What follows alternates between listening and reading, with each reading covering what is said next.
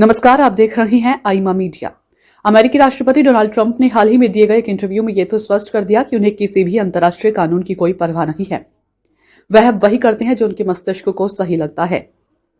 लेकिन अमेरिकी सीनेट ने अपने फैसले से यह तो साबित कर दिया है कि उन्हें ट्रंप की निरंकुशता बर्दाश्त नहीं। दरअसल वेनेजुएला पर हमला करके वहां के राष्ट्रपति निकोलस मादुरो और उनकी पत्नी को गिरफ्तार करके न्यूयॉर्क लाने के बाद ट्रंप के खिलाफ पूरी दुनिया में न सिर्फ नाराजगी थी बल्कि उन्हें सत्ता के नशे में डूबे एक निरंकुश नेता कहा जाने लगा था।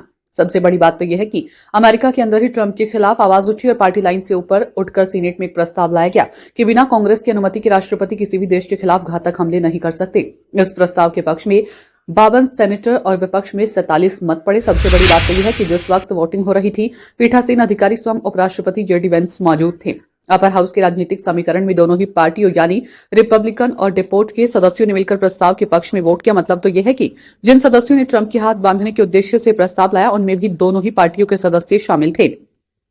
और वोटिंग की परिढाया जिन सदस्यों ने ट्रंप का विरोध करने के लिए प्रस्ताव के समर्थन में वोट दिया, उसमें भी दोनों पार्टियों के सदस्य शामिल हुए। इससे एक बात तो स्पष्ट हो गई कि राष्ट्रपति ट्रंप को तो अपने देश में ही अपनी निरंकुश प्रवृत्ति का विरोध करना पड़ रहा है।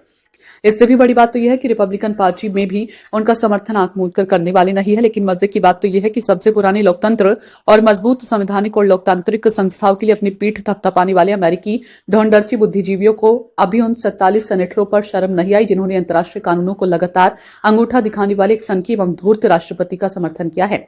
भला ये 47 सदस्य कैसी दुनिया की परिकल्पना करते हैं? क्या उन्हें ऐसा अमेरिका चाहिए जो अपनी मर्जी के मुताबिक जहां चाहे वहां हमला करके मानवता को तबाह कर दे? आज अमेरिका अकेला वह देश नहीं रह गया जहां परमाणु बम की शक्ति और डॉलर की समृद्धि के नशे में छींक दे तो पूरी दुनिया अपना बुखार नापने लगती थी। आज स्थिति बदल गई है।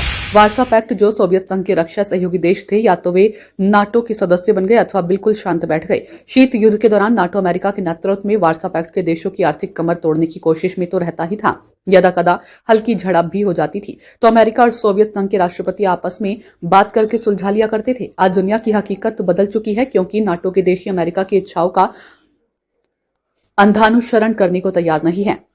रही बात डॉलर के एक आधार की, तो अब उसे भी विश्व बाजार में गंभीर चुनौतियां मिलना शुरू हो गई है।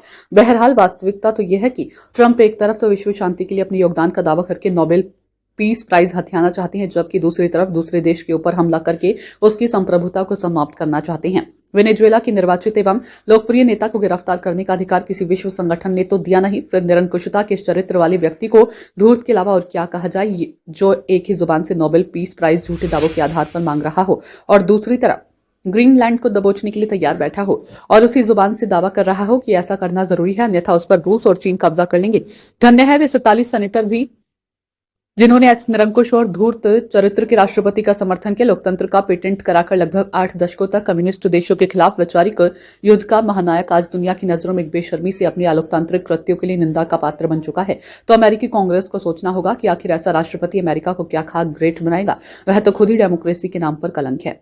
आईमा मीडिया को यदि आप यूट्यूब पर देख रहे हैं तो कृपया सब्सक्राइब करें। सोशल मीडिया फेसबुक पर देख रहे हैं तो फॉलो करें और हाँ, कमेंट बॉक्स में हमें अपनी राय अवश्य दें।